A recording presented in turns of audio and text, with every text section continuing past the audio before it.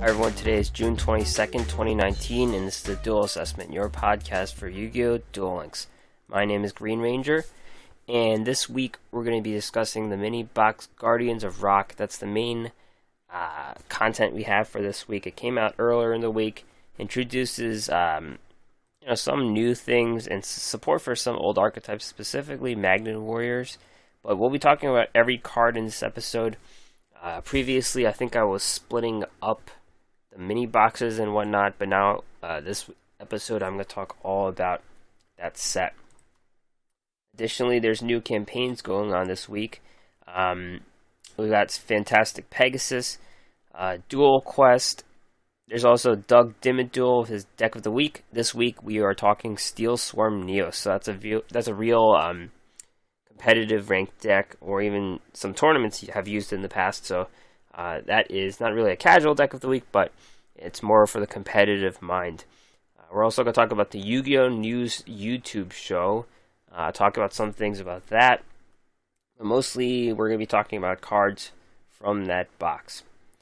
As for myself this week, I actually did not want to buy the box. I did like playing Magnet Warriors back in the day, but personally, I think it's going to be a big investment in this box for an archetype that might not last too long. I don't know what the right way is to put it, but investment of buying this box a few times, I'm going to be out of gems. It's possible my gems would even run out. So sometimes you just have to punt if you're not spending money on the game, or spending very little, as I do. You have to punt sometimes, and I think I made that choice. Nothing in this box really blows me away, but they are, some of these cards are pretty good. But as a result, I'm playing Six Samurais. That was the deck that I committed to during the RRQ, and I'm sticking to it. I hit Legend 1, which is pretty much my floor nowadays of ranked duels, and anything else, King of Games, Legend 2 or 3 is just gravy, and I'm okay where I am.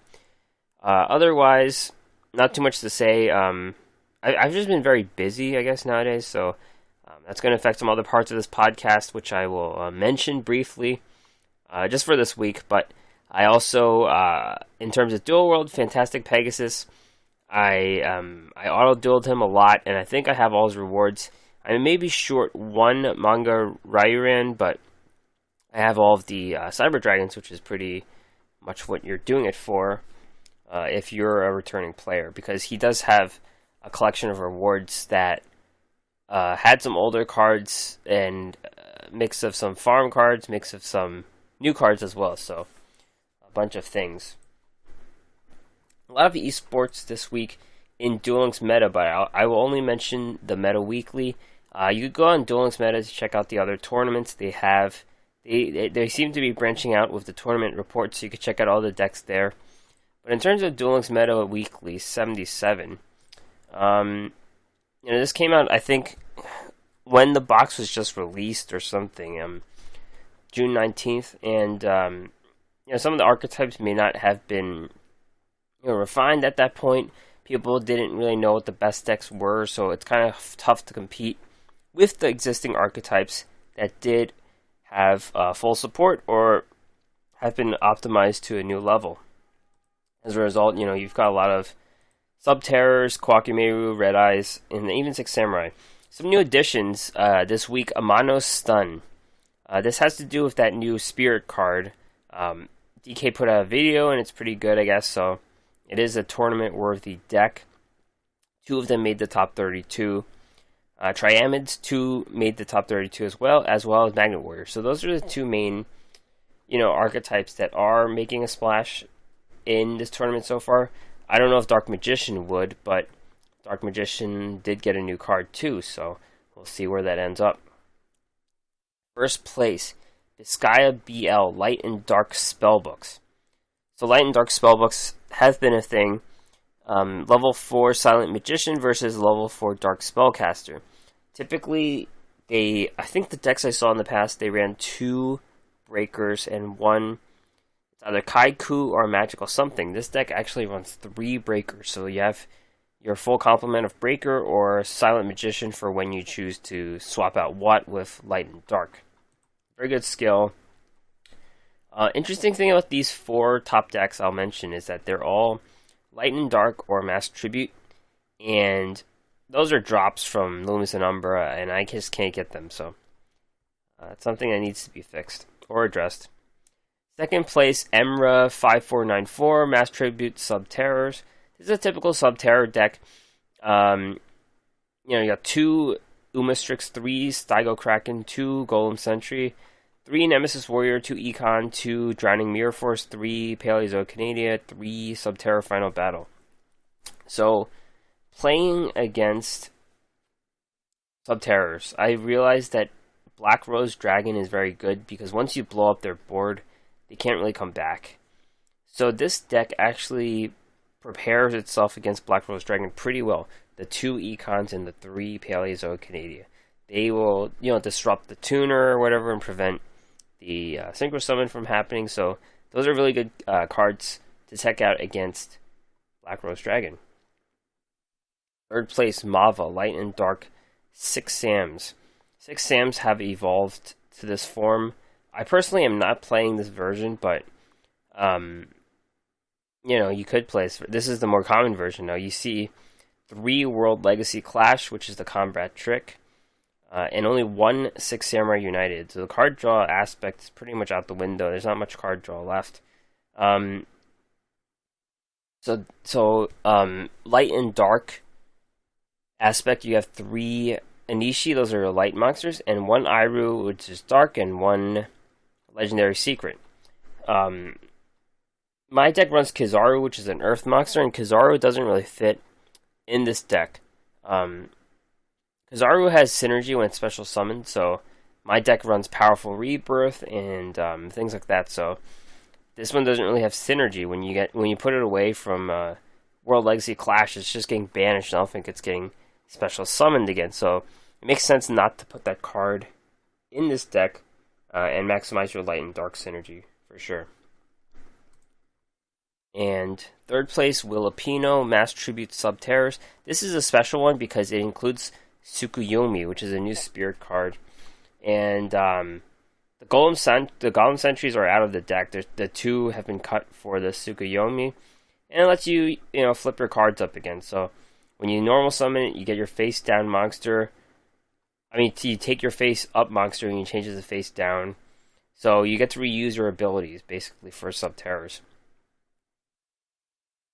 In the top 8, you have a Mass Tribute Magnet Warrior deck, Blajiran. And, just looking at this deck so far, you need 2 Berserkions, 1 Valkyrian, which is a free card, 3 Alpha. 3 Alpha is pretty much the main spender. Also has 3 Gamma, I guess, so those are the main cards you need to get from the box. And we are still confined to 1 Beta, the Electromagnetic Warrior, as a Yugi Moto level up reward. That is it for Duel Links Meta Weekly number 77. And in Duel Links Meta, they also updated the tier list, but they didn't really do a full update. They just included the archetypes with some new high potential decks. So tier 1 is still Red Eyes and Sub-Terror. Tier 2, you have Blue Eyes, Kwakimeru, and 6 Samurai, which moved up a little bit. Tier 3, Ancient Gears, Neos, and Spellbooks.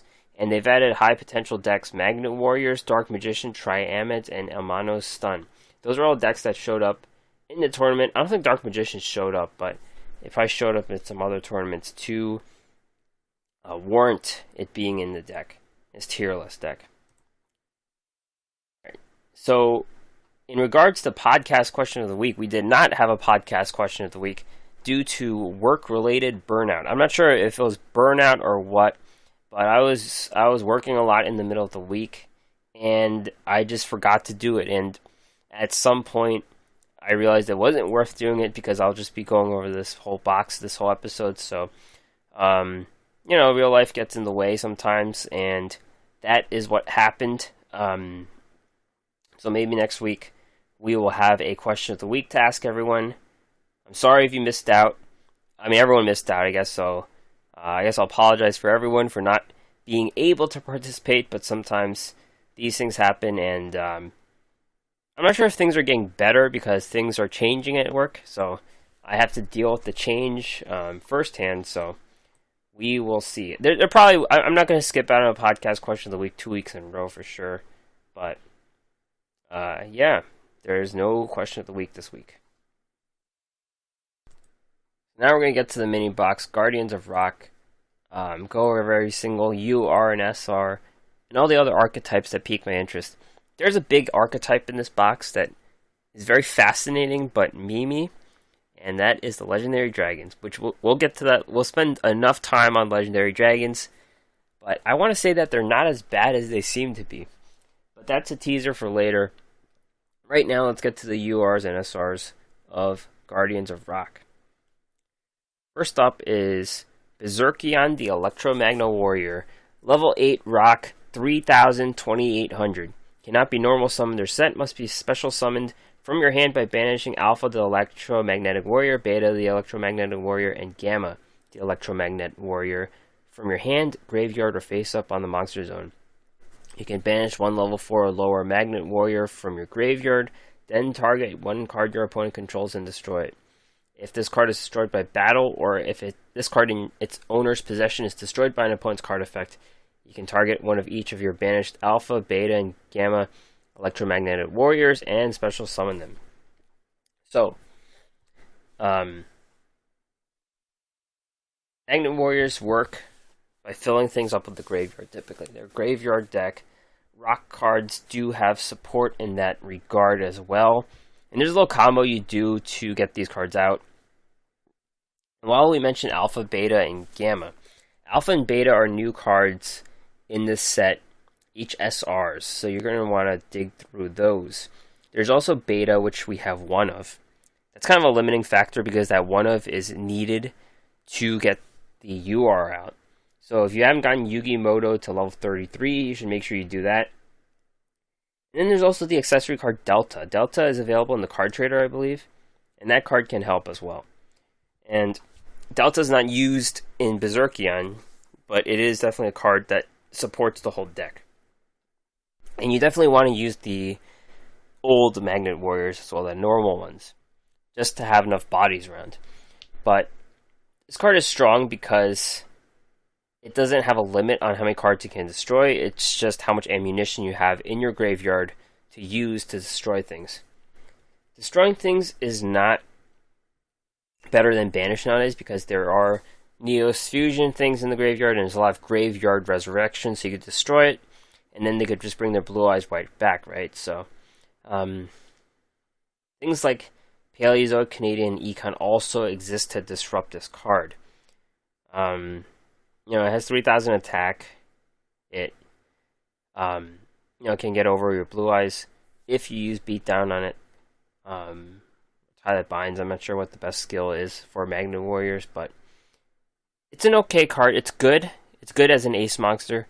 It's definitely showing up in the tier lists, but I have a feeling it's not too dynamic to stick. That's just my impression.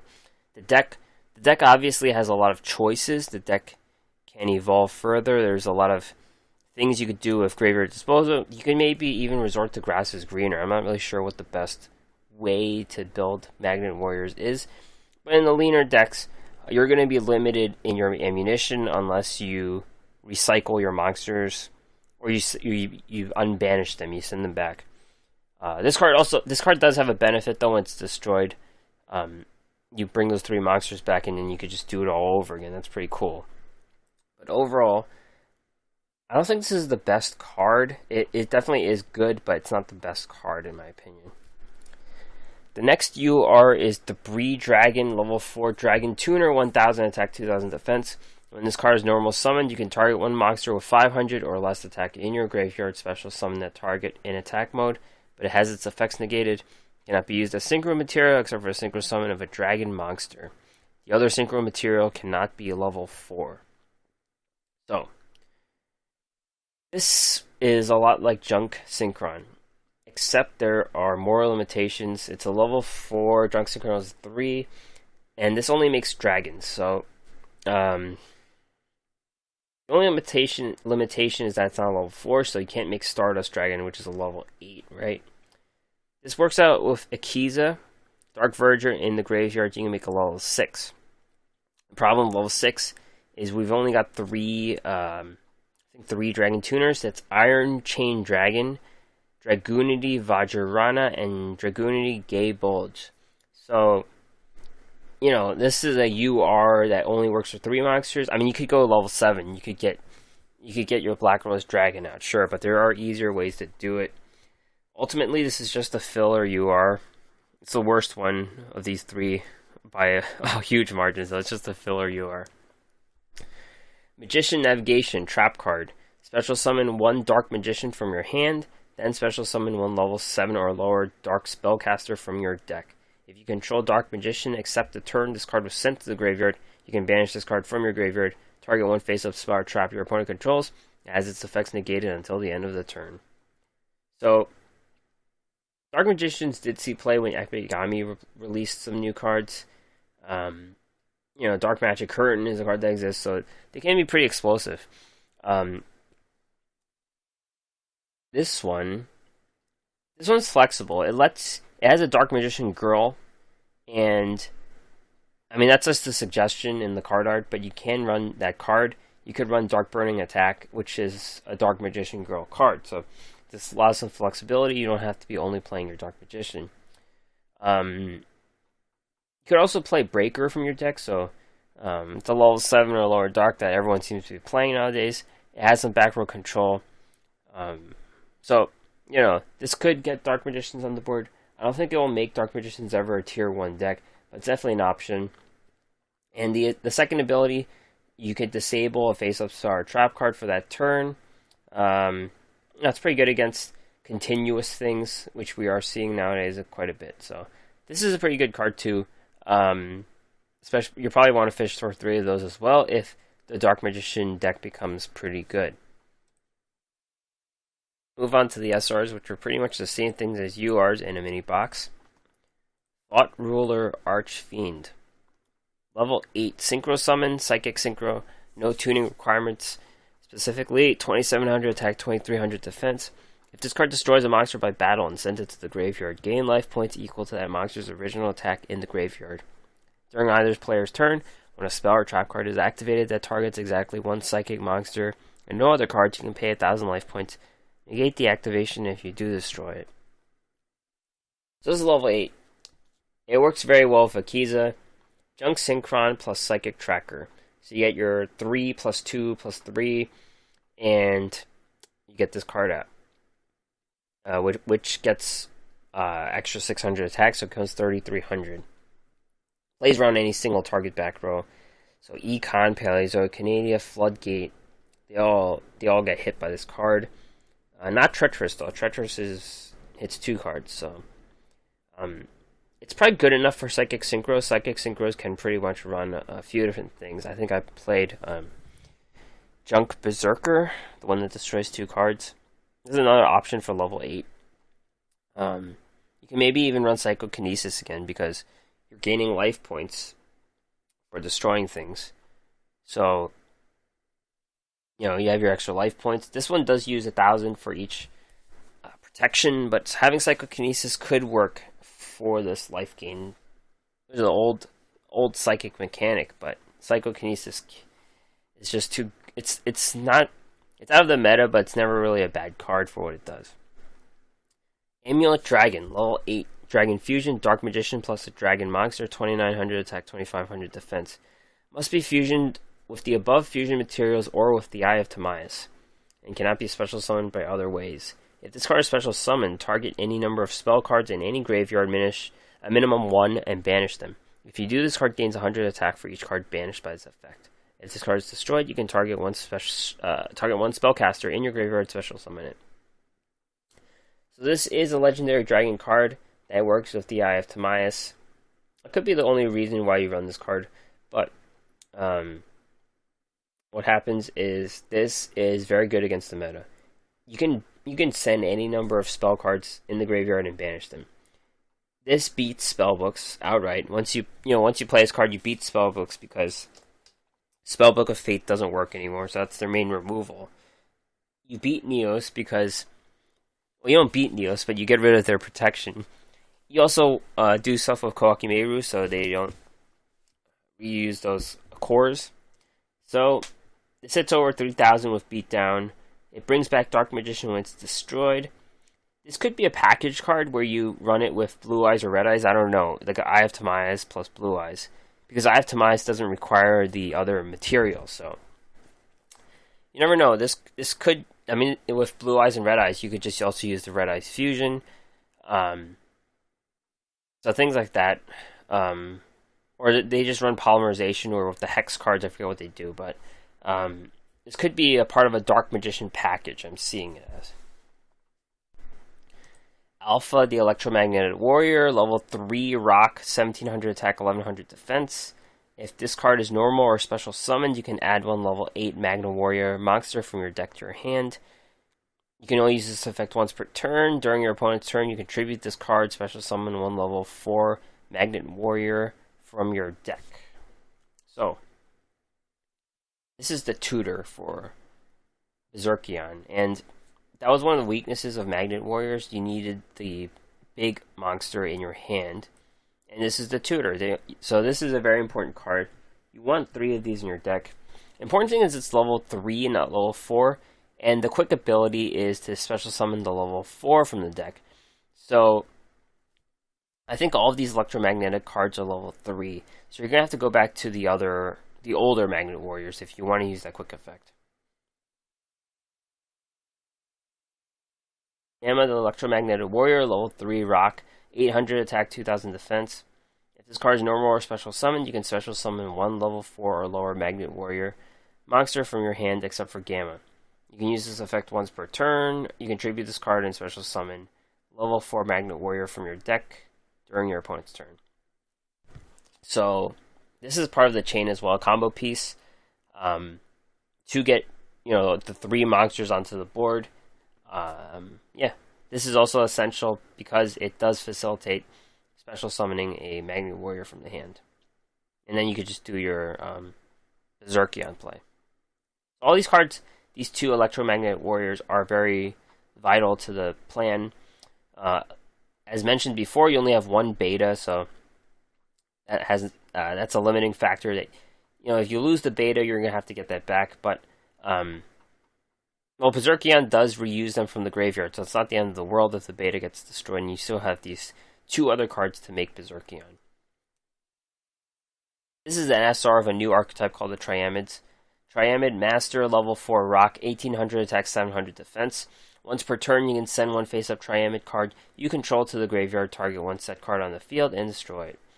Once per turn, during your opponent's turn, you can target one Triamid field spell in your card zone, send it to the graveyard. If you do, activate one Triamid field spell from your deck with a different name. This is a quick effect. This is a new archetype. They previously had the Triamid Pulse trap card, and now they're coming out with a lot of field spells. This is a very strong card.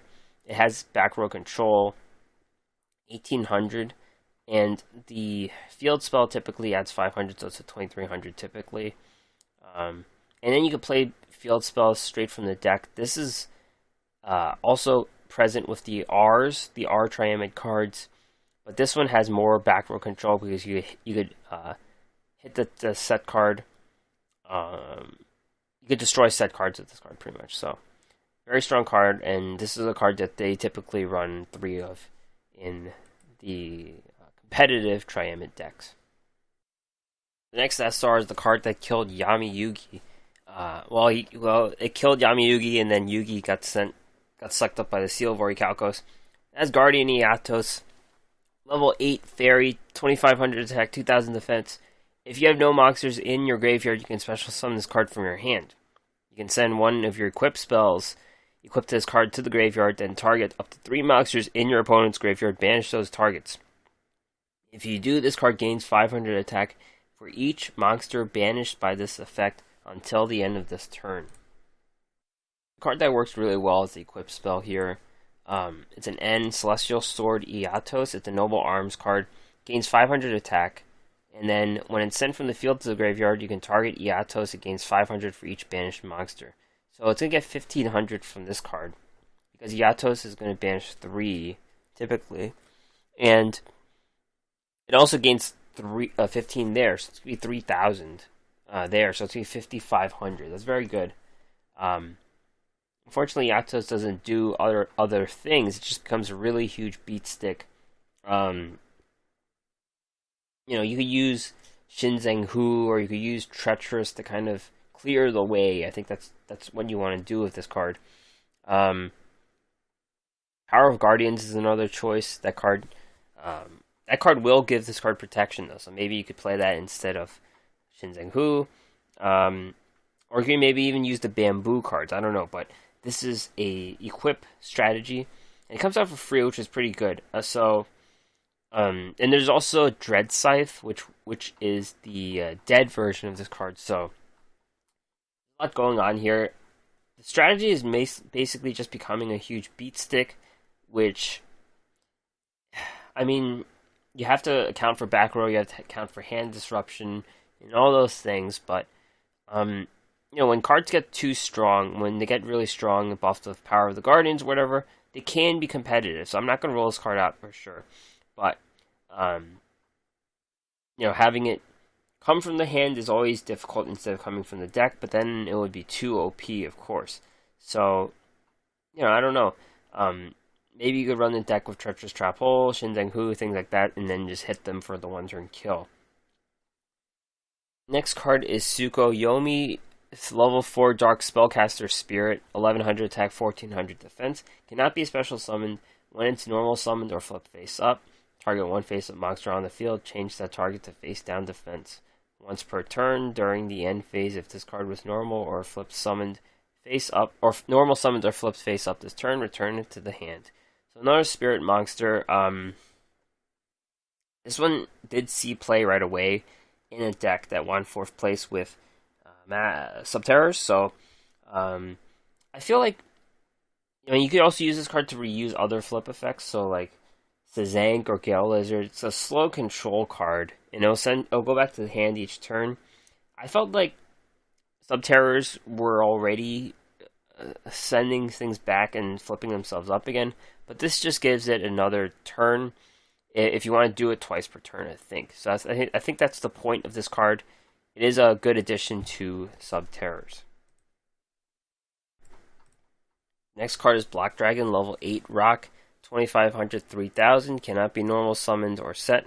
Must be special summoned from your hand or graveyard by banishing 3 Earth monsters from your hand or graveyard, and cannot be special summoned other ways. Rock-type monsters you control cannot be destroyed except by battle. If this card is sent from the field to the graveyard, you can add up to 3 rock monsters from your deck to your hand whose levels equal 8.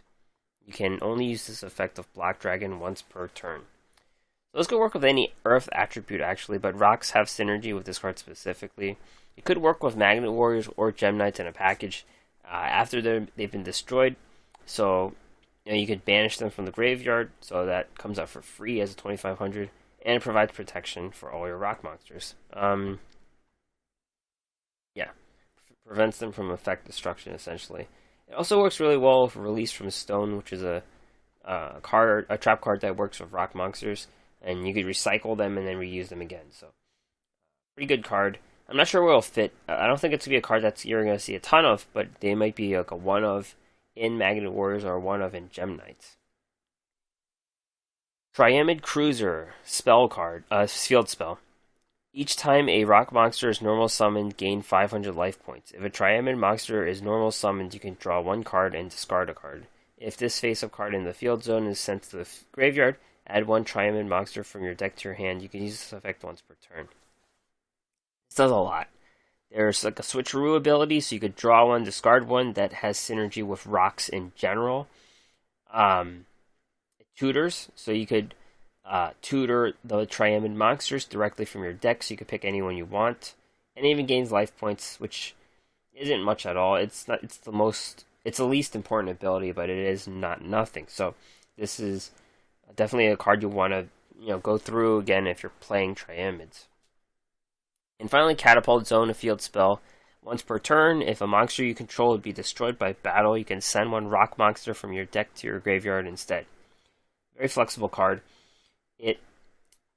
It's a field spell that doesn't fit with Triamids because they're already using field spells, but I don't think you'll be running field spells with Magnet Warriors either. Maybe there's a fit with Gem Knights. I'm not exactly sure. This could be a card that winds up seeing no play at all, but it is flexible. It does do protection and graveyard synergy, graveyard disposal synergy. It could also be like a rock package if it comes down to it. You can help dispose other cards as well. So it's possible this card doesn't see play, but it is not a bad card either. Let's move on to the archetype review. Triamids are the other competitive archetype in this box, along with Magnet Warriors. The R card Triamid Hunter is a staple here. Level 3 rock, 1400 attack, 1100 defense. If a field spell is face up on the field, you can normal summon one rock monster in addition to your normal summoner set. Once per turn, during your opponent's turn, you can target one Triamid field spell in your field zone, send it to the graveyard. If you do, activate one Triamid field spell from your deck. With a different name, this is a quick effect. Yeah, great card. You can quick effect the field from the deck. That could serve many purposes. So you could bring the King Golem out. That'll give you a 500 attack boost, kind of like a combat trick. So you could get over a monster. Or you could bring the Triamid Fortress out, which will provide effect, destruction, immunity. Of course, you could also get the Triamid Cruiser out. There's a bunch of other things too. So this is a staple card. It's a good thing it's an R too, so it's cheaper if you're buying through these boxes, you could build the deck easier. Triamid King Golem's field spell. All rock monsters on the field gain 500 attack. If a Triamid monster you control battles, your opponent's cards and effects cannot be activated until the end of the damage step. If this face-up card on the field is sent to the graveyard, you can special summon one Triamid monster from your hand. You can use this effect once per turn. This is the best card to get from the deck because they get the 500 attack boost as well as disabling your opponent's cards and effects until the end of the damage step. So you could do a bunch of different things to disrupt them during the battle phase. Triamid Dancer, level 3 rock, 600 attack, 1900 defense. Once per turn, you can target one Triamid card in your graveyard, shuffle it into the deck. If you do, all rock monsters you control gain 500 attack and defense. Once per turn, during your opponent's turn, you can target one Triamid field spell in your field zone, send it to the graveyard, activate another Triamid field spell from your deck with a different name, quick effect. So this is a card that you see one of typically in the Triamid decks. It's a buffer and also a recycler, so you could do a bunch of different things. The Triamid cards themselves don't have too much attack, but this gives them a permanent attack boost, each time you do that. So this might be useful for getting over those big monsters. And Triamid Fortress, the last field spell. All rock monsters on the field gain 500 defense. Triamid monsters on the field cannot be destroyed by card effects. If this face-up card in the field zone is sent to the graveyard, you can target a Triamid monster in your graveyard, add it to your hand. You can use this effect once per turn. 500 defense isn't too relevant. You might be trying to keep the Dancer on the board that has high defense. But typically this is for effect destruction, so whenever they use an ability to destroy your card, you just quick effect the Triamid Fortress out and you'll be safe. There's also the Sphinx archetype. There's only 3 cards in it, and there's not a ton going on. Exod, Master of the Guard, level 8 rock, 0 attack, 4000 defense. This card cannot be normal summoned or set. This card cannot be special summoned except by tributing one Sphinx monster. Each time an Earth monster is flip summoned while this card remains face up on the field, inflict 1000 damage to your opponent. It's kind of like Exodia. The look is kind of like Exodia. So this is a burn strategy. But the thing is, the other Sphinx monsters don't really fit. You only have to flip summon 4 cards to win the game, I guess. But, this is speed duels, and one-turn kills happen all the time, so maybe you could do something with Subterrors, because those are Earth monsters that flip summon a lot. But, this is level 8, 4000, relying itself to stay on the board with the defense. The defense can't stay on the board, but you can flip battle positions and stuff, so you can flip this card face down. There's a lot of things you could do, so it's a weird strategy, but it is a burn strategy. Hierarcho Sphinx, level 6 rock, 2400 attack, 1200 defense. Your opponent cannot select a face down defense position monster as an attack target. So all these cards need some ramp to get them on the board. It doesn't really work with Exod because Exod you want face up. So maybe this is protect your sub terrors. I don't really understand. You're gonna need another sub terror, and then these two cards on the board seems really clunky. I don't know. The sub terrors have high defense anyway, so I don't know really what the plan is. This card gets hit, and then they could get destroyed. Cryo Sphinx, level 6 rock, 1200 attack, 2400 defense. When a monster is returned from the field to the owner's hand, the owner of the returned monster selects and sends one card from their hand to the graveyard. Yeah. This doesn't really protect against the bounce effect like I wrote. They basically just lose another card. This is, level 6, 1200 attack, 2400 defense. It gets destroyed right away. Yeah, I don't really know what's going on with the Sphinx archetype. Exod does do this burn thing, I guess, but I don't really like the other cards. I'm going to spend some time talking about the legendary dragons, which are best described as a meme archetype because they existed in the anime at a time when the cards didn't really exist, and they had these otherworldly abilities. And it was the only way that the heroes could fight darts, I think. So as we'll see over Kyako's arc. So each of our heroes had one of these cards, and they did crazy things, and they actually turned them into cards. It's troubling when an archetype doesn't have any SRs. I guess Amulet Dragon's an SR, but most of them are Rs and Ns, which makes you think they're pretty bad. They probably won't be competitive in general, but I do see some of them being better than I thought they were. So let's go over these cards. And I broke them down for different subtypes because that's how they work. The Eye of Timaeus. Spell card. It's always treated as a legendary dragon. Timaeus. Target one Dark Magician monster you control. Fusion summon one fusion monster from your extra deck that lists that monster on the field as fusion material using as fusion material. You can use only one Eye of Timaeus per turn. This exists for Amulet Dragon, so you could play this card with your Dark Magician, and you have Amulet Dragon. You don't need the Dragon monster, because this card is the Dragon, basically. This is just a better polymerization, because it includes the fusion material in the spell card, so you could play, like, Dark Paladin. Dark Paladin was a card that did see some play at some point. I think Shien is better at this point, but any Dark Magician fusions, you would consider using this card instead because it saves you that monster slot. All you could say about this card, really. The Fang of Critias is another spell card. It's treated as Legendary Dragon Critias. Send one trap card from your hand or field to the graveyard that is listed on a fusion monster that can only be special summoned with the Fang of Critias. If that card is set, reveal it. Then special summon that fusion monster from your extra deck. You can only activate one Fang of Critias per turn. So this card is very limiting because it only has one purpose. The Eye of Timaeus did have a purpose, I guess, but you could make multiple fusions. This one only makes one card. And you basically use Tyrant Wing. This is a reprinted card. It's a trap card. And you use that to fuse a monster. So you don't need the monster. You just need Tyrant Wing. And that will make... And this Fang of Critias, that will make Tyrant Burst Dragon. Fusion Dragon, level 8, 2900 attack, 2500 defense. Must be special summoned with the Fang of Critias using Tyrant Wing and cannot be special summoned by other ways. This card can attack all monsters your opponent controls once each. You can target one face-up monster you control, equip this monster to that target. It gains 400 attack and defense, but it can also make 3 attacks during each battle phase. So, you're just doing one thing. You play Fang of Critias, you use Tyrant Wing. It came in your hand, so you could just hold on to Tyrant Wing. And then you make the Tyrant Burst Dragon, which isn't a bad card, actually. It's 2900. But you can use Beatdown to get over some 3000 attackers. There's one turn kill potential for sure.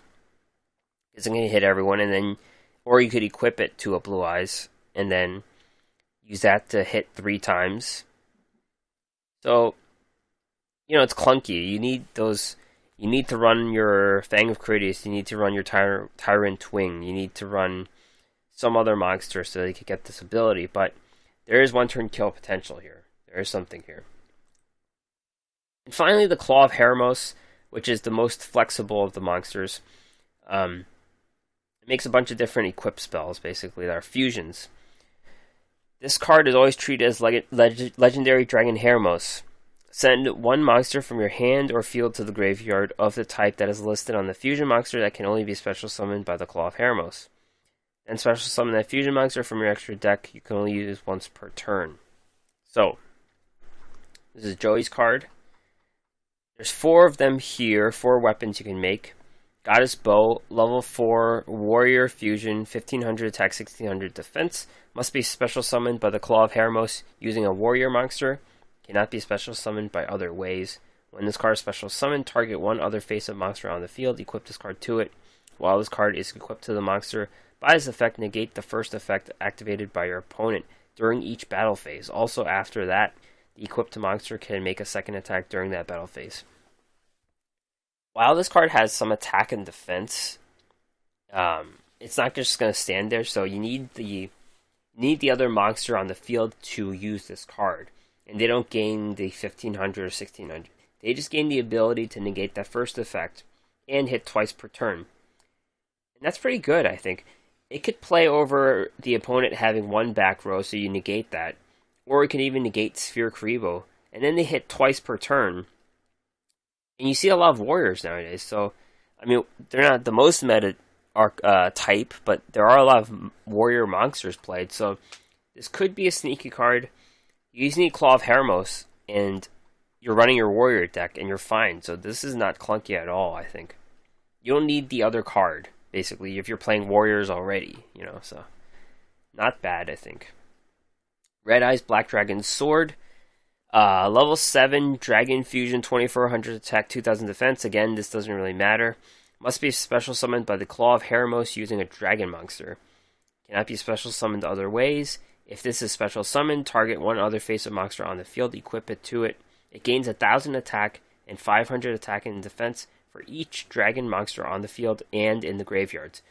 This makes your monster a beat stick. It actually works very well with the Buster Blader fusion, who can't attack directly but has piercing. And dragons are very meta, so the Buster Blader card gets stronger with dragons anyways, and this will just double it. Not double it, but gives him 500 attack and defense for each dragon. I think this is a very good fit with that Buster Blader deck. Buster Blader Red Eyes or something. So, and the opponent could be playing Blue Eyes too, and you'll have a huge beat stick. All you need is the Claw of Hermos. That's the only card you just throw in, and then you put this in your extra deck. Time Magic Hammer. Level 2 Spellcaster Fusion, 500 attack, 400 defense. That doesn't matter.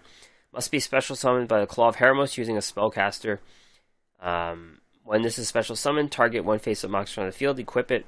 At the start of the damage step, if this battles an opponent's monster, you can roll a 6-sided die and banish that opponent's monster until the standby phase of the nth turn after this card's activation. So, we're using ends now. I don't think this protects the monster. I remember from the anime the guy died. The Fiend Mega Cyber was using this card on Harpy's Pet Dragon, I think, and it died in the attack. But this effect still goes off. You roll a dice, and they're banished for that many turns. So, average dice roll, like 3? Is like the average 3 or 4? Well, no, they're all the same probability, so... Yeah, I mean, the expected average is 3.5 turns. So, essentially, in speed duels, that card's gone. Nth standby phase. So, each player has a standby phase. So, maybe, even less. So, it's still banishing a card for a few turns, and that's not bad at all. So, spellbooks play spellcasters, breakers around, dark magicians around, so... Maybe it seems worse now that the ends are cut in half because each player does have a standby phase, but it is hard removal. Finally, Rocket Hermos Cannon. Level 4 Warrior, 1500, 1300, that doesn't matter. Special summon with the Claw of Heremos using a warrior. Target one phase of monster on the field, equip this. Makes 2 attacks during each battle phase, and it has piercing on defense monsters. This is the worst one of the Heremos cards. Goddess Bow is definitely better because it disrupts the effects. And if you're playing a card that already has piercing, let's say the Buster Blader guy, this is just extra. I would run the other cards over this card. So the Heremos cards actually aren't that bad, I think. Especially this Red Eyes Black Dragon Sword for the Buster Blader Red Eyes. That could be pretty good. Goddess Bow I like. Time Magic Hammer I like less, but it is hard removal. Let's get to the bad part about these cards. They do run a card called Legend of Heart. That says, pay 2,000 life points, tribute 1 warrior monster, banish 3 legendary spell cards with different names from your hand or graveyard. If you do special summon that many legendary night monsters with different names from your hand, deck, or graveyard, you can use this card once per turn. So, this card forces you to play all 3 of those cards in one deck. And this is just a different route, I think. You don't care about those other cards using their abilities. You would just play this legendary knight strategy. But it's a long quest to do. So you play Legend of Heart, you pay 2,000, and you get them all on the board. Now what?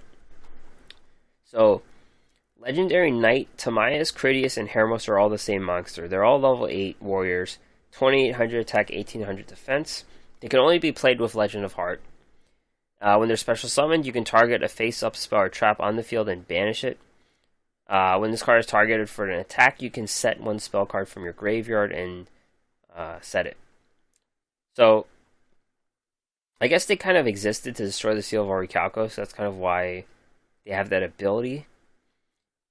Now that you have those 3 guys on the board, you can actually contact fuse them to Timaeus, the Knight of Destiny. Level 10, you fuse all of them. 0 attack, 0 defense. Must be special summoned by banishing the above cards you control to the graveyard. Cannot be special summoned other ways. Unaffected by other cards' effects. Once per battle, if this card battles, you can make this card's attack and defense become equal to the attack of the monster in the field with the highest attack. Once destroyed, you can special summon 3 legendary knight monsters from your hand, deck, or graveyard. So, it's a long quest. You pay 2,000 to play Legend of Heart. You tribute a warrior monster along with it. You banish your 3 legendary dragons, which you have used or are in your hand. You get those 3 guys out. You contact fuse them. You fight with your opponent's biggest monsters. And then you play 3 more guys when they're both dead with 2,800 attack. So you could just win the game like this, but the problem is those 2,800 guys don't disrupt the board.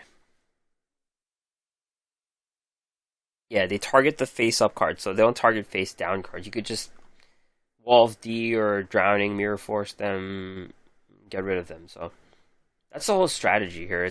It's not very good. It's casual, but it might not even win in casual because there's so many steps to it. But it's for fun. The other cards, Claw of Heremos, Fang of Critias, Eye of Timaeus, when you're using them for their ability, they might be okay. They might be packages somewhere, but this Legend of Heart, Legendary Knight, Timaeus, the Knight of Destiny thing just doesn't work out well. It's only for fun play. Now let's talk about a few other cards that I find interesting. Ekabayu Drakmor. This one just caught my eye because it was a card I got when I was playing the TCG a long time ago. That was from Metal Raiders, I believe. It's an equipped spell. The equipped monster cannot attack. Destroy the equipped monster at the end of the controller's second turn after this card was activated.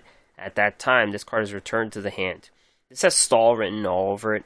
Even though I don't enjoy stall, this is a card that disables the monster, which was pretty much what Massive Morph did. You could reuse it. So, the most likely thing is the opponent gets rid of their monster, so you don't get to reuse this card, but it is an option for stall decks. Stall decks do run more than 20 cards, so it is something. Rock Bombardment. It's a trap card. Send 1 rock monster from your deck to the graveyard. Inflict 500 damage to your opponent. We saw Exod do the 1,000. This could be another part of that strategy. You send rocks to the graveyard, inflict 500. It only does one at a time though, it's not continuous, so it could be a waste of a slot. And Guardian Dread Scythe is with Iatos, level 8 Fiend, 2500 attack, 2000 defense.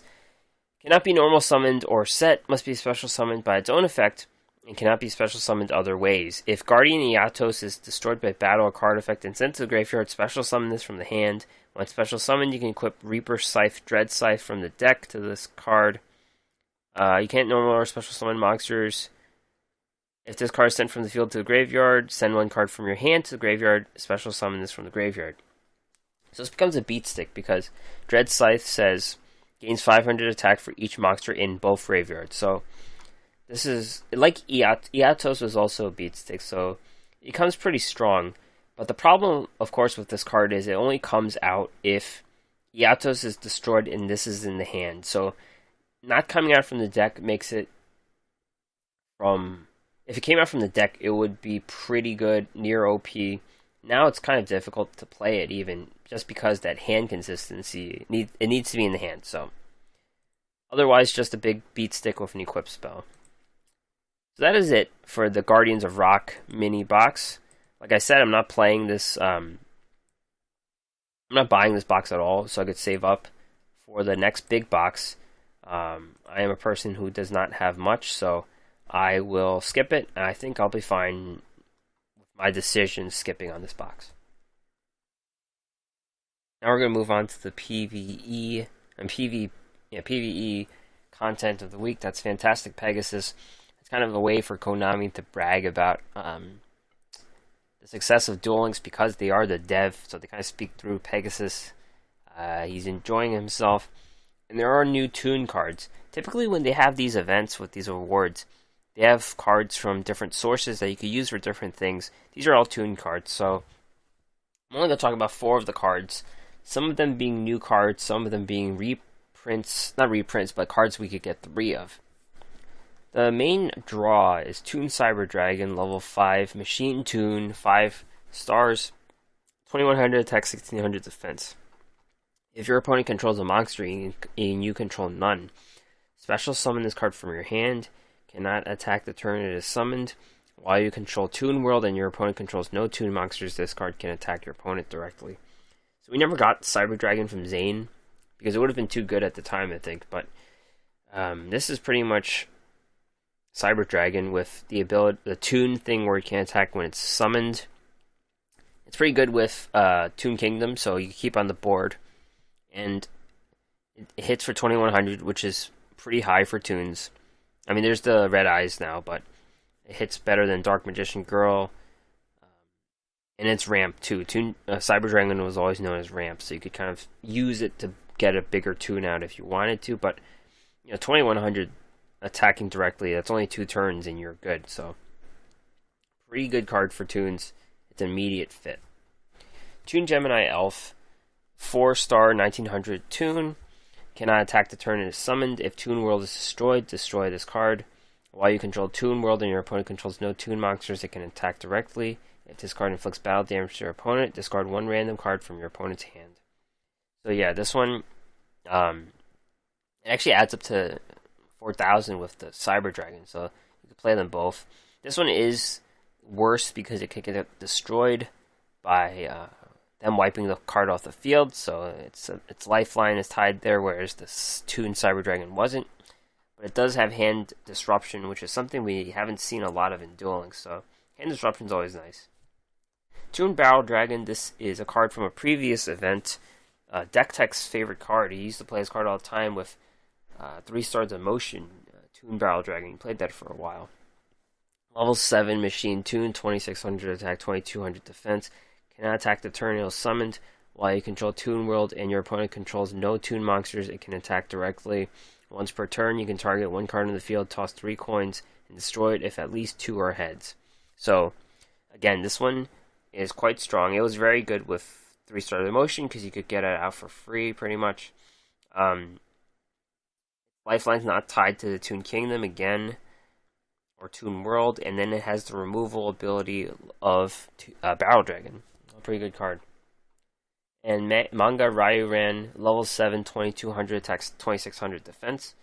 Cannot be normal summoned or set. Must be special summoned. Cannot be special summoned unless you control a face-up Toon World. Must be special summoned from your hand by attributing the same number of monsters needed for attributed summon. This card cannot attack the turn as special summon. You must pay 500 life points to declare an attack for this monster. If Toon World is destroyed, destroy this card. If this card can't attack your opponent directly unless they control a Toon. If they do control one, this card must target a Toon monster for its attacks. There's nothing really special about the Manga Ryuran. It is typically a 2 tribute monster for just 2200. You have to pay 500 to attack, so this is more outdated. I think it was played when Toons first existed, but we have better options now. So that is it with Fantastic Pegasus. I actually finished farming him just by auto-dueling him, so it's pretty good. It's great to finish an event without having to farm. Duel Quest is going on. Relieve Monster. A bunch of other cards we're getting doubles of. I actually thought Relieve Monster was a new card, but apparently it's Yami Merrick's level 10 reward. Trap card. When your opponent monster declares an attack, target one monster you control, return it to the hand, special summon a level 4 from your hand. I think this is supposed to be for Dark Geroid when Merrick was using it to decrease life points, decrease attack points of a monster to weaken them or whatever, but there could be some combo here if you're playing more than one of this card. We'll probably get 3 at some point, so there could be some combo there. The other notable card is Troposphere, level 6 Winged Beast. If you tribute summon this card, the tribute must be a Winged Beast. This card's unaffected by trap cards, 2400 attack, 2000 defense. Yeah, this Cock-a-Doodle-Doo was released recently. It works with this card. Gillosaurus works with it. So if you get this card out, it's pretty much a 10 Kabuto Shen deck. You could put Power of the Guardians, and I think that would be pretty good. So there could be something pretty cheap and easy with Troposphere. There was a special announcement this week. Yu-Gi-Oh! News YouTube show release. This was advertised on Duel Links.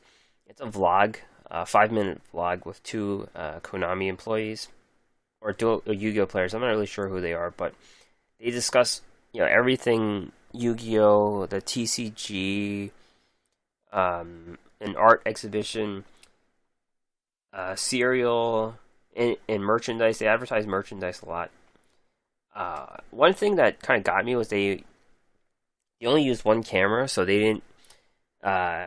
When they were solo shots, they weren't looking into the camera, and that was kind of weird for me. But otherwise, in Duel Links, they discussed the Road to Worlds campaign, so that happened 2 weeks ago, and they talk about gems, of course. So I mean, that's really relevant stuff, I guess. But it's kind of outdated for me watching the video when the thing just happened. So check out the link for YouTube. Yu-Gi-Oh! Knows YouTube show release. Actually, it wasn't bad, actually, but it's 5 minutes, it's quick, and you get caught up on things. Doug Dimmadule is here now. He has a competitive deck this week. I'm still going to call it casual, but it's a competitive deck. Steel Swarm Neos. If you ever wondered how Steel Swarm Neos works, it's still a very good meta call. So here is Doug Dimmadule with everything you need to know about Steel Swarm Neos.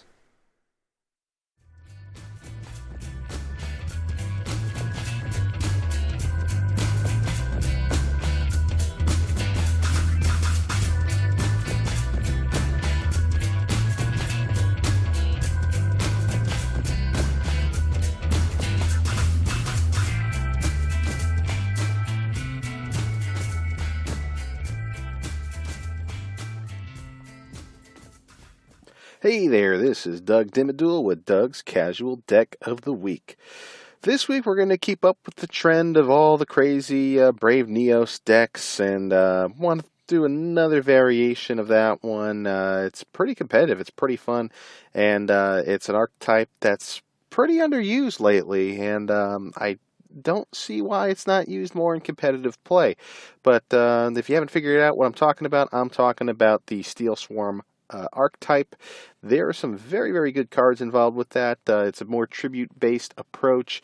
It's not something that you're seeing too often. Everybody seems to be focused on special summons. Yeah, there's a little bit of a special summoning factor here, but your big boss monsters are handled through tributes. So I want to get the big thing out of the way. You'll want to run those copies of Elemental Hero Brave Neos, where you get the 1 Elemental Hero Neos plus 1 level 4 or lower effect monster.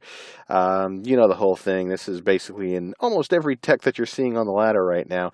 And you want to run your 3 copies of Neos Fusion, where you special summon 1 Fusion monster from your extra deck that lists exactly 2 monsters, including Elemental Hero Neos, and whatever the other card is to, at least have that Elemental Hero Brave Neos on the field.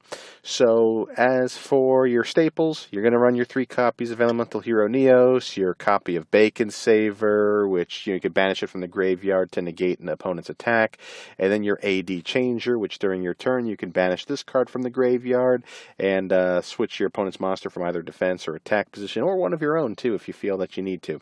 But anyway, let's get into the meat and potatoes here, the actual Steel Swarm monsters, which I find to be very, very good. We're going to start with little guys. I want to start with 3 copies of Steel Swarm Scout. It's a level 1 fiend, 200 attack, 0 defense. At the start of your main phase 1, if you control no spell or trap cards, you can special summon this card from your graveyard. You cannot special summon another monster the turn this effect is activated, and while this card is face up on the field, it cannot be tributed except for the tribute summon of a Steel Swarm monster, and it cannot be used as a synchro material monster. Don't worry about all that other stuff because this is really just a Steel Swarm deck.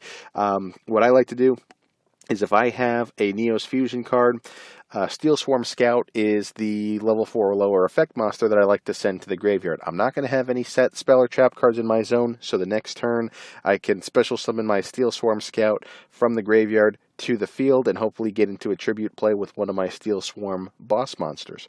So, yeah, this card is very, very good. It's not the kind of card that you want to run in a deck where you're going to be running a lot of back row, or if it doesn't really have a way to make it into the graveyard. The other option is if you start with this card in your opening hand and you don't have a lot of playable moves, just set this card and hopefully survive through the end of the turn. You could possibly try and run this deck with a skill like Grit to make sure that the next turn you do have a chance to respond and attack. This version of the deck, however, I run Beat Down as my skill. It's just a kind of a comfort thing. There's a lot of level 5 or higher monsters that could utilize the Beat Down skill in this deck. Of course, because of the Brave Neos, you could hopefully swing over some stronger monsters. But yeah, like I said, Steel Swarm Scout is one of those really good play drivers that you'll be able to get into your more important plays later on in the duel. A good first turn card to have is this next one, Steel Swarm Cell. It's a level 1 fiend, 0 attack, 0 defense. If you control no monsters, you can special summon this card from your hand. While this card is face up on the field, it cannot be tributed except for the tribute summon of a Steel Swarm monster and cannot be used as a synchro monster material. So effectively, this is what you want if you're going turn 2 and you don't have any monsters on the field. Your first play should hopefully be special summoning that Steel Swarm Cell onto the field and then tributing for one of your Steel Swarm boss monsters, doing your damage, hopefully maybe having a Neos Fusion in hand also, and just really clean house and go for game and hopefully establish a one-turn kill through that. So it's just a really good card to have. Steel Swarm Cell, run 3 copies of it if you can. I've seen variations of this deck where they only run maybe 1 or 2 copies. Same thing with Steel Swarm Scout because it's more likely to be sent to the graveyard through that Neos Fusion. It's really up to you, but honestly, I just try and start with at least 1 or both of these cards in my hand as quickly as possible so that I can get into my tribute plays. Now let's get into the boss monsters. There's 2 of them. The first one is Steel Swarm Girastag. It is a level 7 fiend, 2600 attack, 0 defense. You can tribute summon this card in face-up attack position by tributing 1 Steel Swarm monster. When this card is tribute summoned by tributing a Steel Swarm monster, you can target 1 card your opponent controls, send that target to the graveyard, and gain 1,000 life points. There is not a whole lot wrong with this effect whatsoever, aside from the fact that you need to tribute it using a Steel Swarm card. But that's why we're structuring the deck the way that we are. You get that life point boost for sending something to the graveyard. You're not destroying or banishing. You are sending something to the graveyard. So it's going to bypass a lot of those protection effects because you're just sending something straight to the graveyard. And keep in mind that it's not just a monster or not just a spell or trap. If your opponent doesn't have any monsters on the field and you're worried about back row, tribute summon the Steel Swarm Jira Stag and just send one of their back row cards to the graveyard. Hopefully they don't activate it. So yeah, you could use this to clear back row. You can use this to clear the monster cards that your opponent has. So very, very good effect, multiple uses, and it helps you with your other boss monster. The other boss monster that you want to run 3 copies of is Steel Swarm Moth. It's a level 6 fiend, 2400 attack, 0 defense. When this card is tribute summoned by tributing a Steel Swarm monster, you could pay 1,000 life points to target up to 2 cards your opponent controls. Return those targets to the hand. This is what really helps you clear your opponent's board and go for game.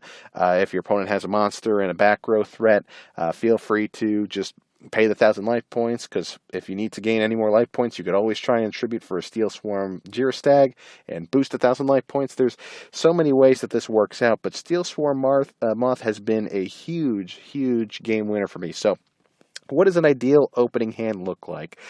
If you're going second, you want to have that copy of Steel Swarm Cell, so you could special summon that onto the field.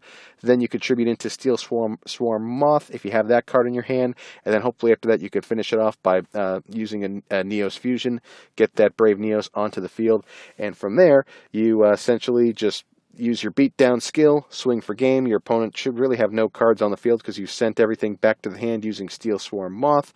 And it's just really an effective way to just on the second turn or on the third turn, really clean up the board and just go for game. It's a very one-dimensional strategy, but it's an effective one right now. It's great for PvE. It's pretty good in PvP. It does have some pretty good matchups, and it's something that I've kind of had sitting in my arsenal for a while, and I'll dust it off every so often when I'm kind of grinding out Legend or grinding out Platinum in ranked PvP, and you'll win a few duels with this deck. So it's worth giving a shot. Try a Steel Swarm Neos deck, and that's pretty much it for this week. This is a fun one. Try it out. But anyway, that's it, and I will see you next week.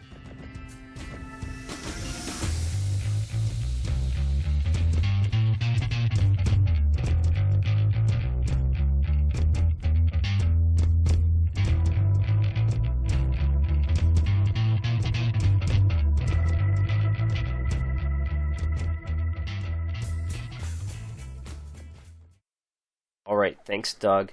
You can check him out every week on this podcast. I think he's cooking up a new Toon deck for next week, so you can check him out. He's on Twitter, Yu-Gi-Oh! Deck Talk. Very few things left for upcoming news because we should be getting new news soon. Tristan's going to get sent to the gate. Next event is the Raid Duel, The Flames of Vengeance, Kapakapu. Can't wait for that. Can't wait to get a new character. We're going to get our Infernity cards, which we'll probably be talking about next week. So that will be the plan for next week. Check out the podcast and more. Search the Duel Assessment. You'll find this anywhere. Like, subscribe. Tell your friends this podcast exists. Email us, theduelassessment@gmail.com, or you can find us on Twitter. Duel_assessment, my own account, Green Ranger CCG. Doug's on Yu-Gi-Oh! Deck Talk. So that is it for this episode. Thank you very much for listening, and I will see you next week.